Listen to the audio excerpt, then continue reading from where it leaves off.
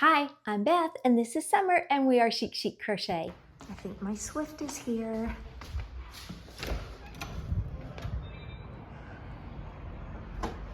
There it is. Awesome. Well, I got a Swift, and this is my first experience with a Swift. We're going to break this out and try it today. I have never had one before, and I did not even have a hank of yarn. I had not invested in hand-dyed yarn yet, so we're going on a little shopping trip, going to get some yarn, take a little walk downtown, come back here, put this thing together, and see how it works. So let's get started. Today I've stopped at this little village in our town, and I call it a village because there's several different little buildings all on one property, but they each look like a small individual bungalow or house. So there's a pie shop, there's a yarn store, there's a glass art shop or studio, and then behind me is a jewelry and it says glass jewelry and crystals, so that's another shop or art studio. And then also behind me on this side is a larger building, and that looks to be I think it's a antique store. And I think I stopped here years ago in the antique store, but I've never gone into these other small ones. We have a lot of things like this in our town, and this one is about six and a half miles from my house. So there's so many that are within 2 miles of my house. I hardly ever venture out this far if I'm looking for something like that. I can find it without coming this far, but I came this far because I wanted to check out the fiber art store, and I'm going to look for some hanks, which I have never bought. So hand-dyed hanks, I feel like I have put my time in as a crocheter, and I've got enough experience to I think I can now justify buying a hank or two. So I'm going to do that, and hopefully they will let me film inside the shop. So I'm going to ask, and if they will, I'll take you with me.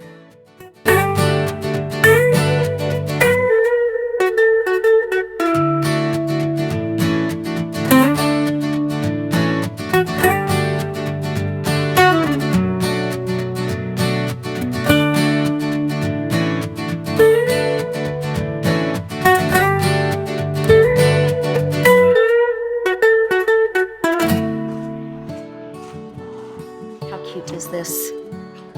It's adorable. I don't know why I didn't come here before. What is wrong with me?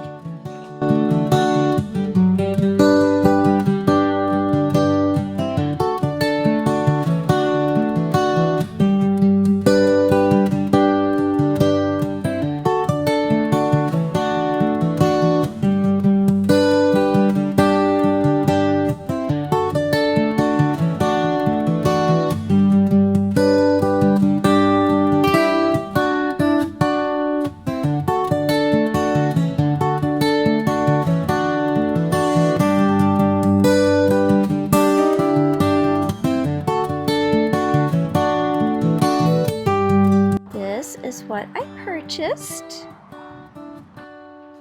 It is merino yak silk. So beautiful colors. I'm not sure what I can make with one skein, but I'm going to start with that because it was $40, and we shall see. If I need more, I can come back and get it. But I think that's going to be a beautiful start. Great way to break in my Swift. Here it is. This is the Kato Swift, and it just came yesterday. I belong to the Amazon Vine program, and Vine is not Prime, it's Vine.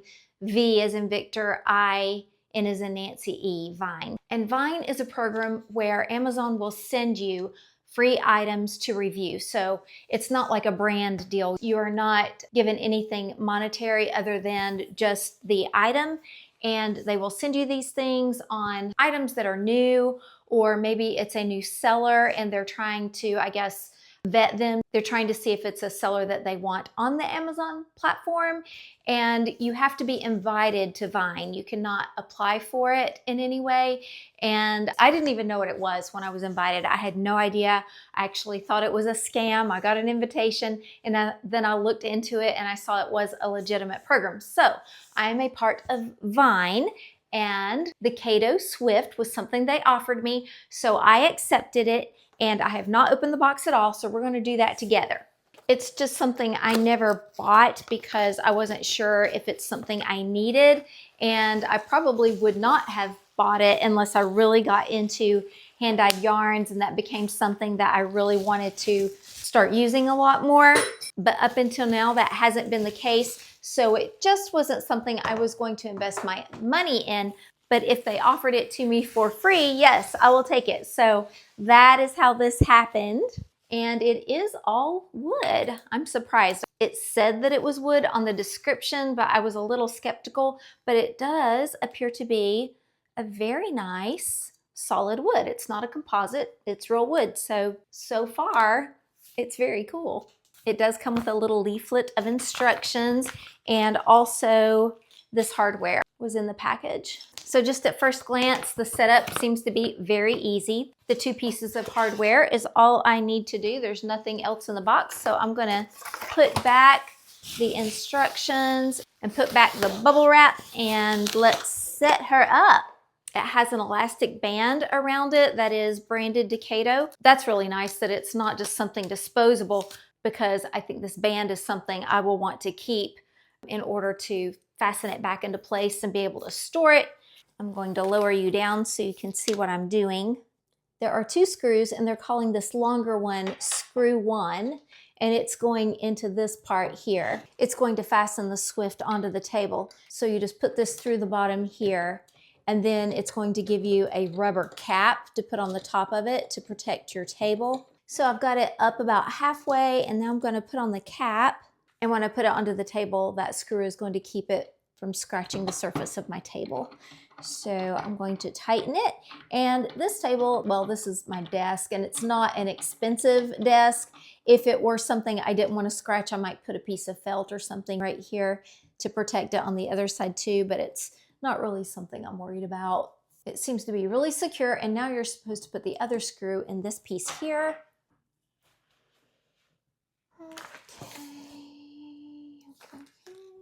It came with 2 rubber caps, and I believe one of them was just an extra. It's not necessary. So I'm going to put that away. So for this piece, you're going to slide it up. You're going to open up the Swift, and you're going to slide this piece up and screw it into place. I may have to take it down and then put it back up. I'm not sure. So I have not done this before. Like I said, I watched a couple of videos, but I have not done this, so this is just a whole new experience for me. This is the beautiful yarn that I bought at the Briar Patch. It is gorgeous. It says that it is 80% merino, 10% yak, and 10% silk. It's called a fingering superwash, 4-ply, 437 yards, and 100 grams. I love the colors in this. It's so pretty. This is definitely the most expensive yarn I have ever bought. It was $40. USD, so I am nervous. All right, let's see. Trying to find out where it's joined right here. I don't know if that's a separate piece that's wrapped around. I don't think it is.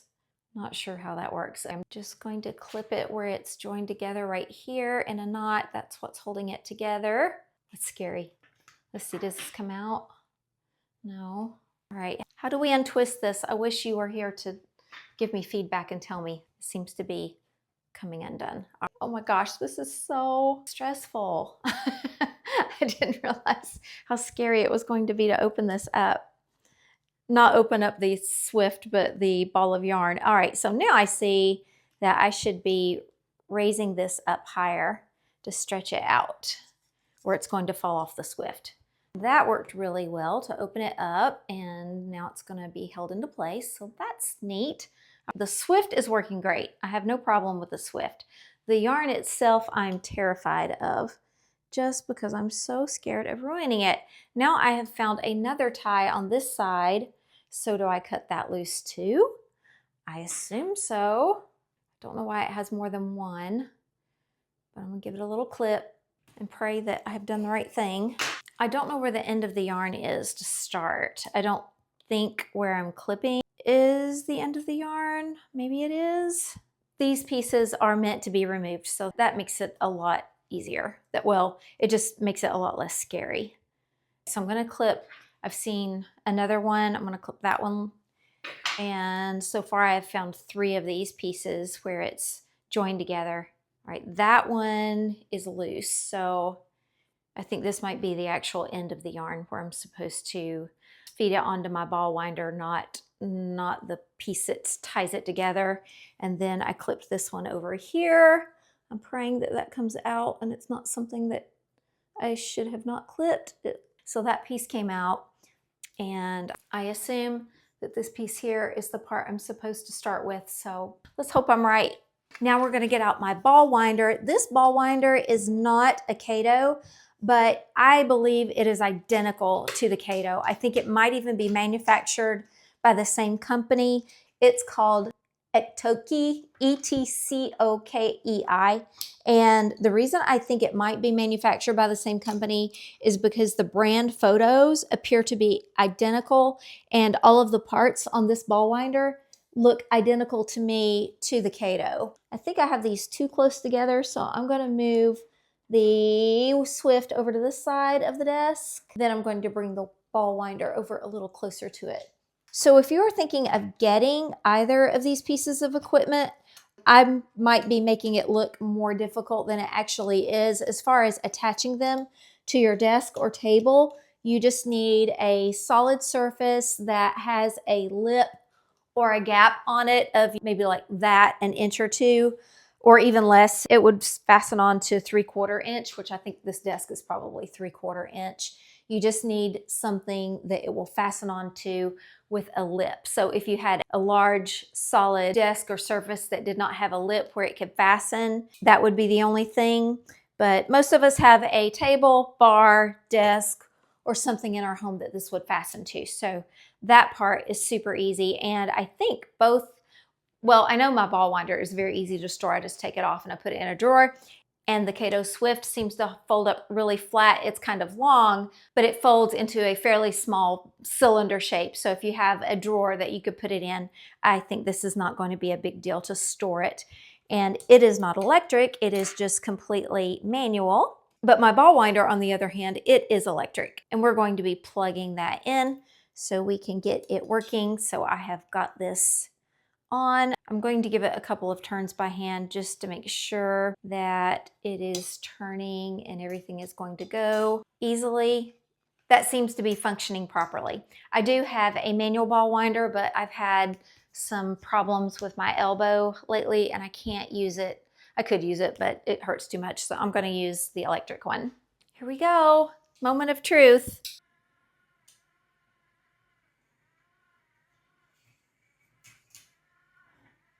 Getting hung up a little bit. I'm not sure. I think it's operator error. It's where I wasn't sure which part of the yarn to unwind.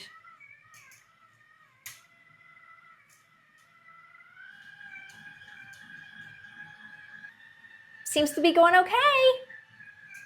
That's pretty cool. All right, I'm going to stop it and just make sure my ball is looking nice. Yes, it looks like it should. I'm going to try to bring you closer. I'll try to give you another angle here. Let's see how it goes. That's pretty cool. The only problem I see is occasionally it is getting hung over these little leather pieces that are joining the wood pieces together. Not a big deal. It might help if I had the ball winder more of a level plane with the Swift, but this is certainly better than trying to loop the yarn over the back of a chair or doing it by hand and rolling it up in a ball. Because once it's in a ball, if I put that on my yarn holder, I can't put a ball on my yarn holder. It needs to be in a skein or a cake. And since having the yarn holder, I refuse to work without one now, especially on a long project. So I can see where this Swift would be something I really need if I want to advance to hand-dyed yarn, where it's going to be in the hanks. And I don't want to limit myself to what kind of yarn I can use. I want to be able to use all options. So I'm actually really happy I was gifted this Swift. It seems to be something I probably needed, or I was going to need eventually, and I didn't even realize it.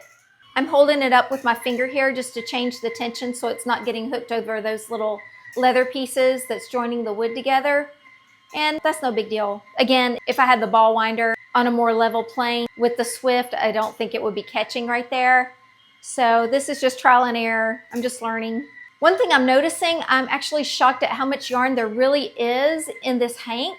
I'm not sure what I'm going to make with it. I'm going to have to really think about that. I just knew when I chose the colors, I love the colors, but I wasn't really thinking about what I could make. I was trying to come up with an idea, but it was not happening. What I was looking for inside the store was something that was soft, that didn't necessarily have to be a wool, that could only be worn in the winter. And the colors were more summer and spring. But I feel like when you spend this much on a piece of yarn, you really need to make it a wearable. It's not really practical to use in amigurumi or home decor. The only home decor I would consider making with it is if I blended it with something else and used it in a blanket. But I don't see me doing that either. It screams wearable. It's got to be a wearable. Maybe a lightweight shawl would be just stunning in these beautiful colors. I know Melody at Yarn Tinka has all kinds of beautiful shawls. Have you ever looked at her YouTube channel? She's got some stunning things. I may hop over there and see what she has. The more I look at these colors and the more I think about it, the more I'm thinking a lightweight, just very feminine, beautiful shawl. I attend church at least once a week, and our sanctuary is very cold. Our Sunday school class is very cold, and I do always take something, and unless I forget it, I have a sweater or a shawl or a scarf, just something to cover my arms with if I get cold in church, because chances are I am going to get cold in church. And just a beautiful feminine shawl, maybe over a white linen dress. I can just see that. And I do have a couple of white linen dresses that I love and I wear very often. And this would be a way to change it up a little bit, make the look a little different, so people aren't realizing how many times I wear that dress to church on repeat.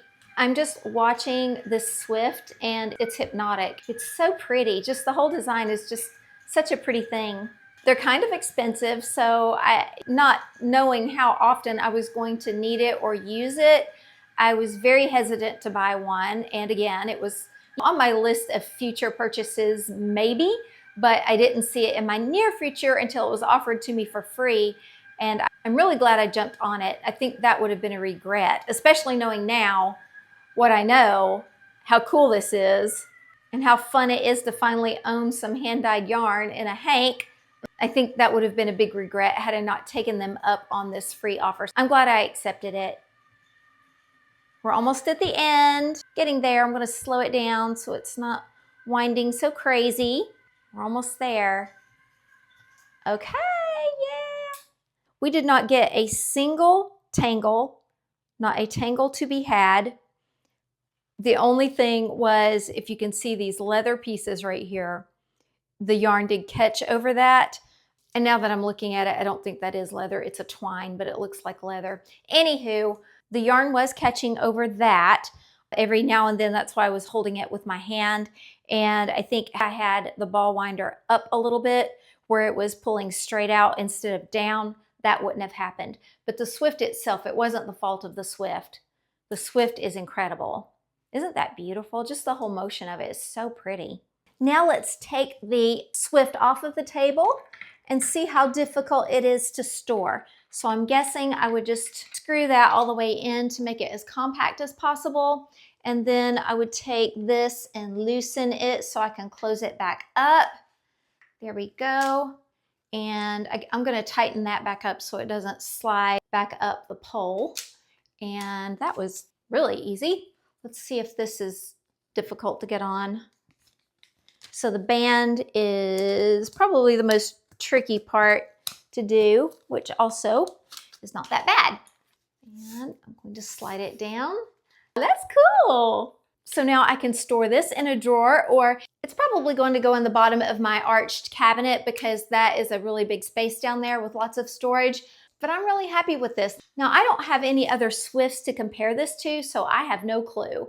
I'm sure there are different grades in the quality, but for me, this works just fine. And you can look at the prices on Amazon and compare it. I will put a link, although I didn't receive this through my affiliate program. I'm still an Amazon affiliate, and although I received it through the Vine program, I still may get a commission, but that's no extra cost to you. But if you've been thinking of getting one and you're like me, you just didn't know if that's something you were going to need or how it worked, I hope this video has shed some light on that and maybe help you make that decision whether you think I need that or I'm not sure, I could live without it. So since I got it for free, for me, that's a yes. I'm going to keep it. I changed my mind. I found this spot and I thought the Swift would look so pretty up here in this corner, and I think it does. What do you think? I didn't have the heart to put it in a drawer. It was so pretty. So do you think it looks pretty with the rest of the room? I think it just fits in as a piece of decor. So yeah, I'm gonna leave it out. And also I want to tell you that this is, you know, one of those cube shelves, and I didn't measure, but this is probably almost 2 inches thick, and I had no problem getting the bracket onto it. So if you have something that is thicker than what I mentioned earlier, it probably will fit. I love it. Yep, I think I'm gonna leave it out. Summer and I appreciate you for joining us in our adventures with our new Swift. And until next time, remember, my friends, to let your light shine and always stay chic. Bye-bye.